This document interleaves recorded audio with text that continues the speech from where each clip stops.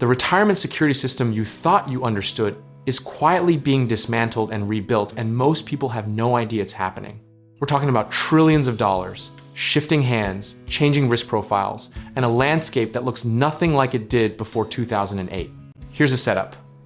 Annuity products now represent over 36% of total reserves in the US life and annuity insurance sector, up from 32% before the financial crisis. That might sound like a boring accounting footnote, but it's actually the financial equivalent of a tectonic plate quietly sliding under your feet. Before 2008, the retirement world ran on defined benefit pensions. Your employer promised you a check, full stop. Now we've shifted to a model where your retirement income depends heavily on investment performance, yield-chasing strategies, and increasingly complex financial structures you've probably never heard of. Think of it like the difference between a vending machine and a live auction.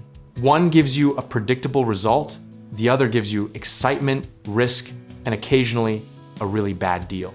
The optimism that followed low interest rates pushed insurers to find yield anywhere they could, and private credit became the new promised land.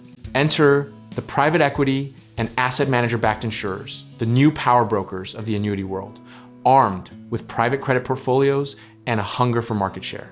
These players have aggressively undercut traditional insurers by offering higher rates on multi-year guarantee annuities, and retirees, understandably, followed the money. But here's where the irony gets delicious. Approximately 1/3 of annuity reserves are now held by 95 companies whose credit ratings are actually lower today than they were in 2007. We've built a bigger, shinier retirement machine and quietly downgraded the parts holding it together. The mechanism driving this is something called offshore and affiliated reinsurance, a tool used to free up capital and make balance sheets look cleaner than they might actually be. It's capital efficiency in a tailored suit. And while it's perfectly legal, it makes meaningful financial analysis significantly harder for anyone trying to understand what's really going on under the hood. Historically, insurance sectors have gone through cycles of innovation, overreach, and correction. And if that pattern sounds familiar, it should, because we've seen it in banking, mortgage lending, and virtually every corner of capital markets. The difference here is that the people holding these products aren't hedge funds. They're retirees who save for decades and just want predictability. One common misconception is that insurance products are inherently safe just because they're regulated, but regulation varies wildly, especially when offshore reinsurance structures move risk into jurisdictions with lighter oversight. Complexity isn't the same thing as safety, and opacity is never your friend when real money is on the line.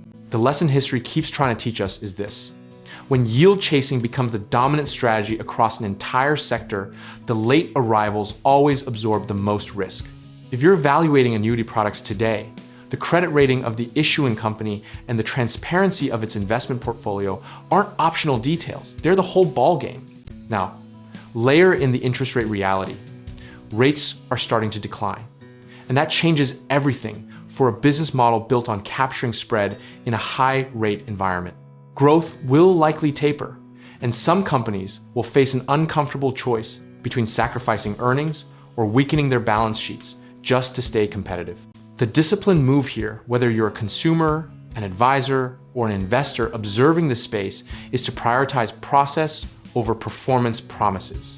Sizing your exposure appropriately, demanding transparency, and not letting a compelling headline rate override your due diligence is the entire strategy. What's philosophically fascinating about this moment is that the system isn't broken, it's evolving, loudly and imperfectly, the way financial systems always do.